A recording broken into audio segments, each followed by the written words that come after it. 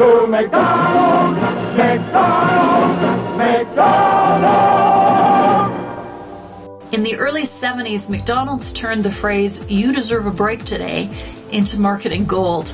Global sales jumped up from millions to billions of dollars. The jingle remained in use for quite some time. In fact, it was so successful that it was named the top commercial advertising jingle of the century. Nowadays, it's about what others can do for you. You deserve it. Demand your rights. We focus on rights rather than responsibilities. It's all about me and what I deserve. Entitlement is the next point of contrast between a girl gone wild and a girl gone wise. A wild thing is intent on immediate gratification. She feels like she has a right to be comfortable and to be happy, to have fun, to get what she wants, and to indulge in all sorts of pleasures. Enjoyment, comfort, luxury, and ease are what she feels she deserves and what she constantly seeks and demands.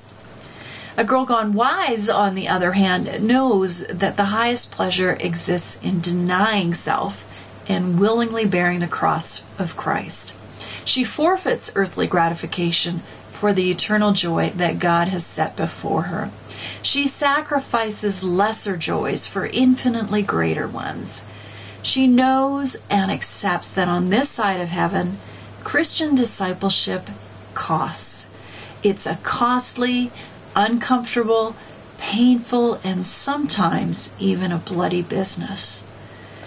In the narrative in Proverbs 7, the woman continues her seduction with a shameless proposition. Come, let us take our fill of love till morning. Let us delight ourselves with love.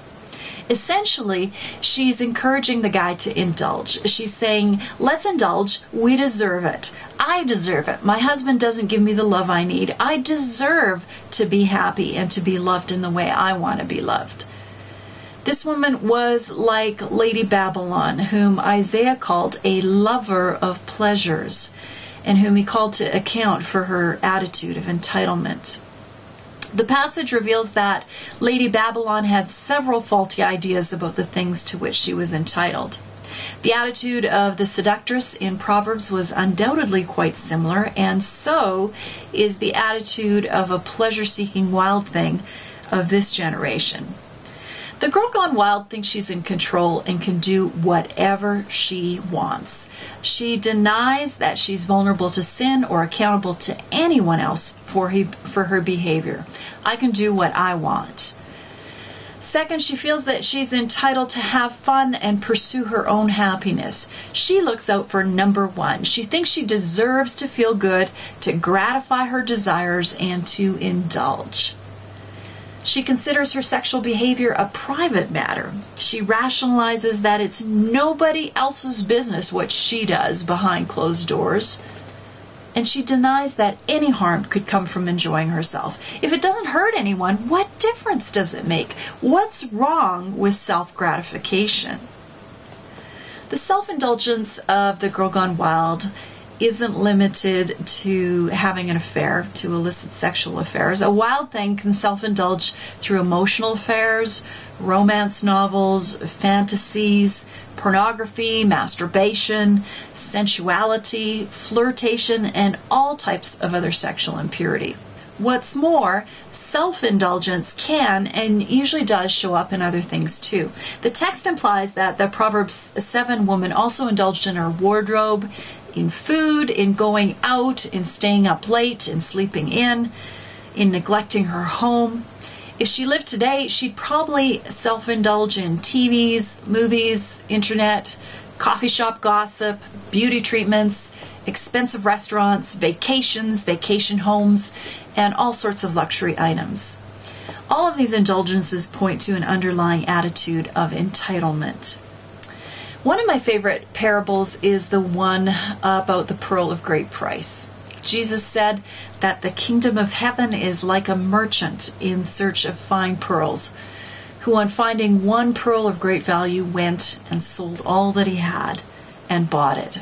He was so ecstatic about the prospect of getting that spectacular pearl that he gladly gave up everything else. It was worth more to him than the combined value of all his other possessions.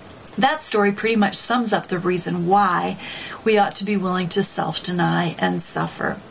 It's not because we sadistically enjoy discomfort and pain or think that we need to go looking for it, but because the treasure we've set our hearts on is worth the cost.